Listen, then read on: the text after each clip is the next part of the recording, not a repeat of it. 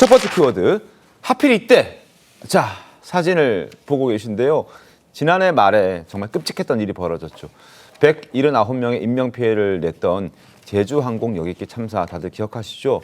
국토부가 7개월 만에 중간조사 결과를 내놓으려다가 유족층의 반대로 공식 결과 발표를 연기하는 일까지 있었습니다.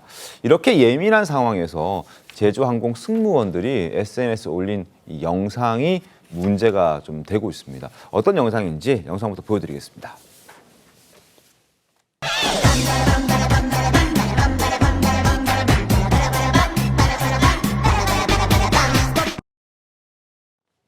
자, 저 짧은 영상입니다. 10초짜리 영상인데 기내에서 이제 춤을 추는 모습이 담긴 영상이거든요.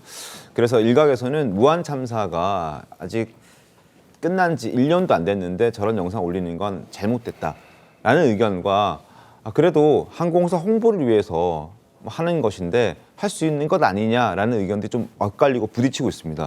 안준영 기자가 어떻게 보셨습니까? 네, 말씀 주신 영상은 지난 11일 이 제주항공이 자사 SNS에 올린 영상입니다. 네. 앙칼진 승무원이라는 제목이었는데 조회수가 200만 회가 넘고요. 댓글 반응도 1000개가 넘게 달렸습니다. 근데 댓글 반응이 엇갈린다는 거죠.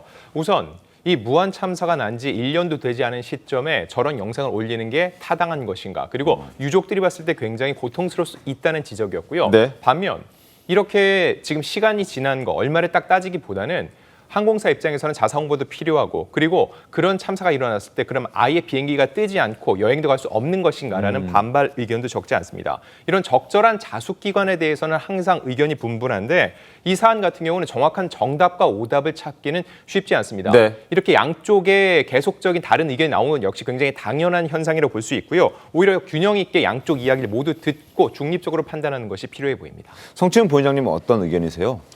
글쎄요, 전 일단 유가족들의 가장 많이 먼저 떠오르는데요. 유가족들이 보셨을 때 불편하다면, 그리고 그분들이 굳이 표현을 하지 않더라도 그분들이 조금 이걸 보면 불편하시지 않을까라는 생각이 든다면 조금 자중했어야 되지 않을까라는 생각이 듭니다. 근데 그럼에도 불구하고 이 사건 이후에 네. 항공사 입장에서도 뭔가 이런 매출이나 이런 것들을 계속 신경 써야 되면서 홍보를 해야 되는 부분이 분명히 있긴 있었겠죠. 근데 홍보하는 방식은 저런 방식이 아니더라도 다양한 방식이 있을 수 있잖아요. 그래서 굳이 저렇게 좀 약간 문제가 될 수 있는 것들을 근데 저는 항공사 내부에서도 그런 얘기가 나왔을 거라고 생각합니다. 근데 네. 이 정도 영상에 유가족들이 불편해 하실까라는 의견을 또 누군가 냈을 것 같고요. 그래서 그만큼 국민들이 여전히 그 참사에 대해서 유가족들이 직접 입장 표명을 하신 게 아니잖아요. 네. 그러니까 국민들이 그 사건을 여전히 잊지 않고 있고 유가족들의 아픔을 좀 공유하려고 하고 있다 정도로 생각하면 되지 않을까 생각합니다. 알겠습니다.